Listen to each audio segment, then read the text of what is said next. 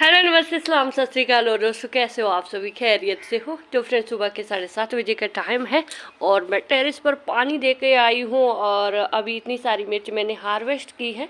देखो फ्रेंड्स, मेरी मेहनत फलती फूलती तो है। मुझे खुशी होती है कि चलो 4 मिर्चें मेरे अपने टेरेस पर से लगी हुई है, तो सोचा कि चलो इसको हार्वेस्ट कर लेते हैं, साथ में एक वीडियो भी बना लेते हैं। तो वीडियो का वैसे तो कोई वैसे तो मैंने सोचा कि अब एक एक पौधे को पकड़ के वीडियो बनानी है, जो सबसे पहले इधर इधर घूम फिर के बनाते हैं वीडियो। तो जो ये वाली कटिंग है ना फ्रेंड्स, ये वाली झुमका गुड़हल की है। इसमें बहुत सुंदर पिंक कलर का गुड़हल आता है। ये तो दूसरा है, हल्का हल्का पिंक सा है, पता नहीं कौन सा है। तो ये पड़ोसियों के घर में लगा हुआ था, मतलब उनके एक उसमें से टहनी टूटी हुई थी। तो मैंने वो जो भतीजी है उसको बोला, मैंने कहा बेटा इसको मुझे दे दे। तो उसने दिया, तो उसकी कटिंग लगाई तो वो अच्छी होगी। तो मुझे बड़ी खुशी हुई कि चलो कुछ तो हुआ कटिंग लगा के। तो अगर इस साल का मुझे देखे मेरा देखें तो फरवरी के महीने में अभी 1 2 3 4 5 6 7 8 गुलाब के भी मैं कटिंग लगाई थी। 8 उधर भी बहुत सारे पौधे हैं।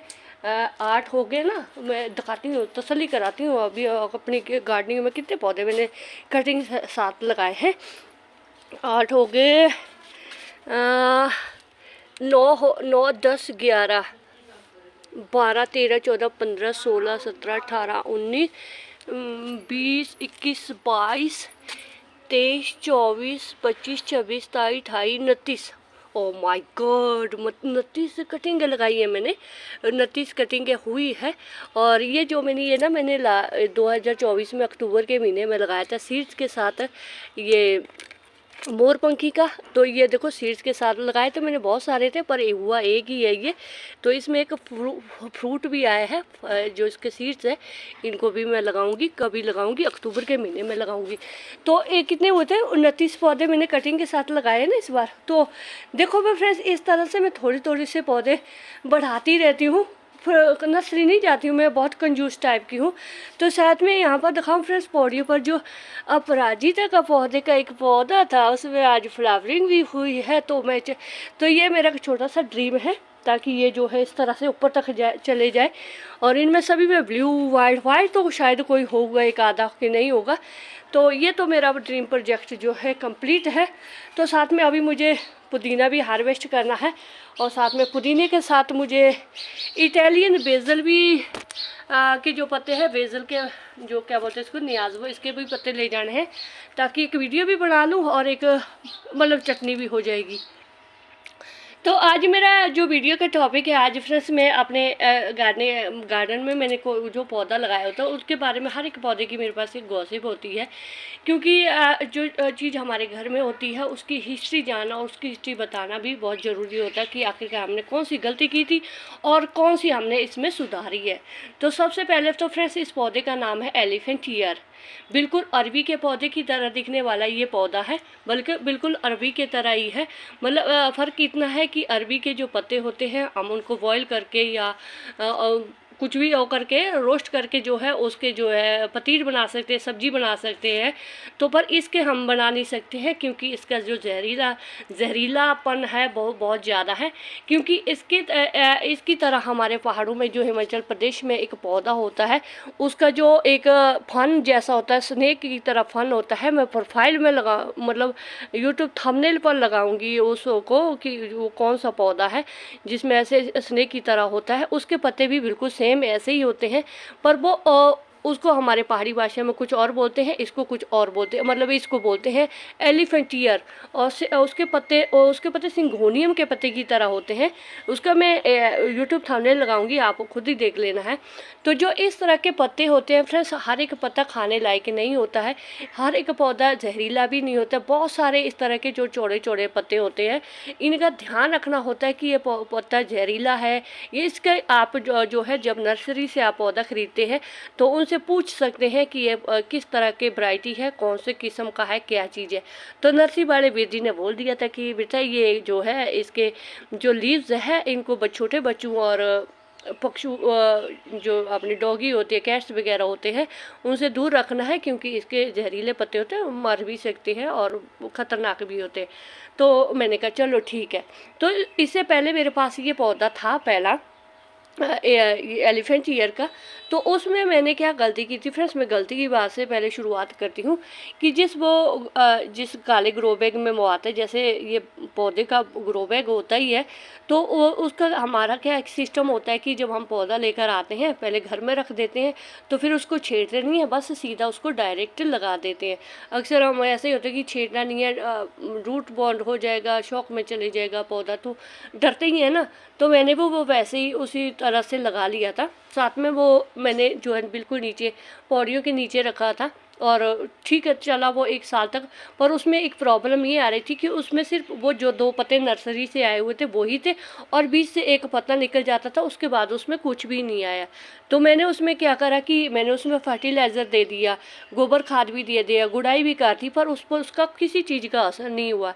तो मैंने उसको क्या करा कि फिर जुलाई अगस्त में बरसात में उसको वहाँ पर रख दिया, पौधों के साथ रख दिया। मैंने सोचा शायद इसको धूप की भी थोड़ी ज़रूरत होगी, तभी शायद नए पत्ते आएंगे। तो इसका उल्टा ही फ़र्क पड़ा कि फ्रेंड्स वो 1 हफ्ते के अंदर जो वो पौधा है, पहले तो उसकी पत्तियाँ जल गई, और उसके बाद जो उसका बल्ब था वो ख़त्म हो गया, और वो सारे भी पत्ते ऐसे ऐसे गिरते लुढ़कते पे। मैंने सोचा अरे इसको क्या हो गया, इतना भला चंगा तो पौधा था। तो जब मैंने देखा फ्रेंड्स वो वाटर से तो नहीं, उसके जो पत्ते हैं सारे धूप के कारण बर्न हो गए। उसका जो बल्ब था वो भी ऐसे मिट्टी में, ऐसे मिट्टी थी ना, कसम से ऐसा लग रहा था जैसे सीमेंट में लगाया हुआ, ऐसे पत्थर जैसा था। तो बल्कि वो मिट्टी नहीं फूटी, उसकी मिट्टी का जो पूरा वो जो बना हुआ था ना, उसका पूरा आकार जैसा भी था, तो उसके अंदर का जो बल्ब था बेचारा गड़ गया, क्योंकि वो धूप के कारण जल गया। तो फिर मुझे पता चला कि आखिरकार हाँ इसको इंडोर प्लांट क्यों बोलते हैं।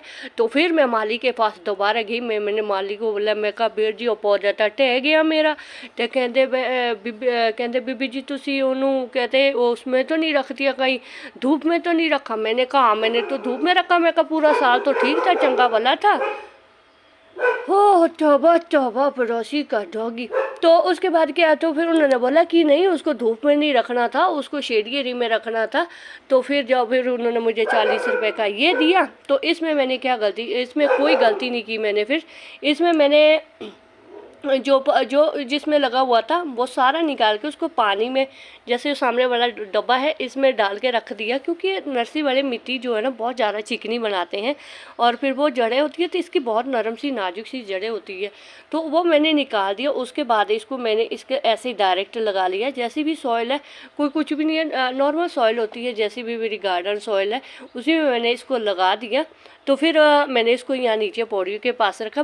वाटरिंग वगैरह का नहीं मुझे मालूम था कि वाटरिंग वगैरह का क्या सिस्टम है इसका, क्योंकि बस उसने नर्सरी वाले बेटी ने ऐसा बोला कि इसके पत्ते जहरीले होते हैं, साथ में इसके कहते हैं धूप में नहीं रखना है, धूप में इसके पत्ते जल जाएंगे। ये बात भी बिल्कुल सही थी, क्योंकि ये पत्ता जो है यहाँ मैंने नीचे पौड़ियों के पास रखा हुआ था, ये पत्ता थोड़ा सा ऐसे पौड़ियों धूप के इस तरह आता था, बाकी ये जो लेंटर का ये इस जगह है इसके नीचे आता था, मतलब ये थोड़ा सा धूप में आता। तो यही जड़ा पत्ता जो जिसमें बिल्कुल धूप नहीं आती, तो वो अभी भी लश ग्रीन पड़े हुए। तो फिर एक थोड़ा सा एक्सपीरियंस ऐसा भी हुआ मुझे कि इसको मैंने जब सर्दियों में इधर पौड़ियों के नीचे रखा हुआ था, तो जब सर्दियों में ऐसा करते थे ना, पौधों को तो पानी देती नहीं थी वैसे भी, क्योंकि हमारे यहाँ धूप वैसे भी नहीं आती है। ऊपर से आपको मालूम है कि नॉर्थ इंडिया की सर्दी कितनी भयंकर होती है। इस बार 15-16 दिन तो सूर्य भगवान भी नहीं निकले।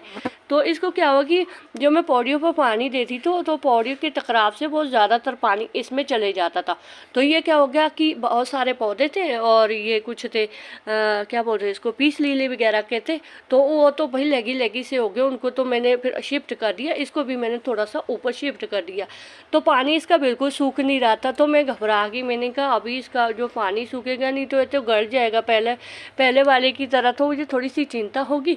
तो मैंने इसको क्या करा जी, गुड़ाई करती करती रही तीसरे चौथे दिन, ताकि इसकी जो मिट्टी सूखती रहेगी।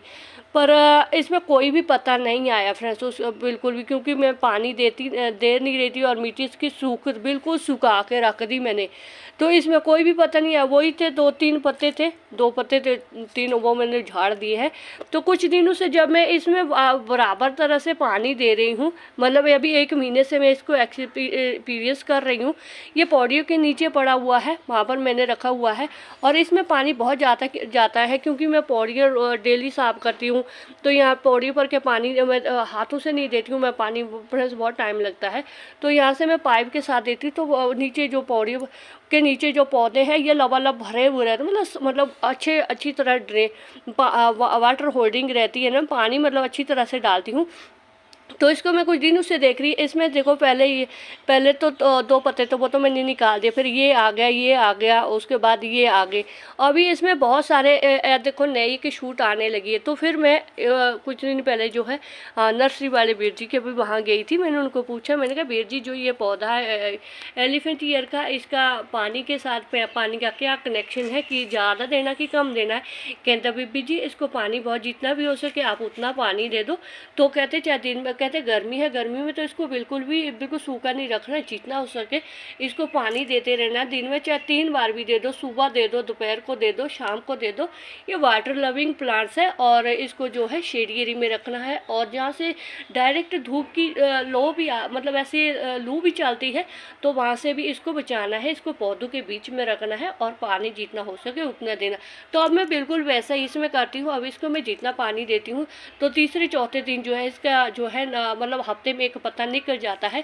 फर्टिलाइज़र की कोई ज़रूरत नहीं है, गोबर खाद की कोई ज़रूरत नहीं है। मिट्टी जैसी मर्जी है, चिकनी है, जैसी मर्जी है, कंकरीली पथरीली जैसी मर्जी है। सिर्फ वो कहते हैं ये वाटर लविंग प्लांट्स है, इसको पानी तो खाद की ज़रूरत है, कुछ नहीं है, फर्टिलाइज़र की कोई ज़रूरत नहीं है। और जितना अभी तो कहते हैं अभी तो ये छोड़ एक ही है, तो जब इसमें जो है नए शूट्स आएंगे, नए बेबीज़ बनेंगे, तो फिर इसको ये बहुत सारा प्रोपोगेट हो जाएगा। तो बस मैंने इसी उम्मीद से लेकर हुई आई थी कि ताकि हर एक पौधा होता है कि जो प्रोपोगेट हो जाए, 1 से 2 हो जाए तो उसके 4 हो जाए, तो फिर अच्छा भी लगता है कि एक बार खर्चा करना होता है। नहीं वैसे ये तो महंगा भी नहीं है, तो 40 रुपये का लिया है मैंने, पर लिया तो बिल्कुल छोटा सा था ना, तो अभी बड़ा हो रहा है, इसको पाल पोस रहे हैं। तो बाकी इसकी केयर टिप्स यही है फ्रेंड्स, धूप में नहीं रखना है, और जहाँ से डायरेक्ट धूप आती है या धूप की लू भी आती है, भयंकर गर्मी आती है, वहाँ से भी बचाना। शेडी एरिया में रखो जहाँ पर थोड़ी सी धूप, थोड़ी सी चानना होता है, जैसे पौड़ियाँ इंडोर रख दो, खिड़की के पास रख दो, वहाँ से जहाँ से जो है इस पर बोले धूप नहीं मतलब पड़नी चाहिए। पानी जितना भी दो, दिन में 3 बार दे दो, कोई टेंशन नहीं है। सर्दी में भी 1 बार इसको डेली का पानी दो, तो ये जो है सर्वाइव कर जाता है। तो बस इतनी सी मेरी इसके बारे में जानकारी है फ्रेंड। जो कुछ सीखा मैंने इसके बारे में, कुछ जाना है, वही मैंने आपके साथ बात शेयर की है। तो अगर आपको फ्रेंड्स मेरा ये वीडियो आपको थोड़ा सा भी अच्छा लगा, मेरे इसके प्रति जानकारी थोड़ी भी अच्छी लगी है, तो बस एक लाइक कीजिएगा, और चैनल पर नहीं हुए तो चैनल को सब्सक्राइब जरूर करें। तो शुक्रिया फ्रेंड्स, जिंदे वस्त रहो, वाहिगुरू जी थानू ढेरों कामयाबियां दे।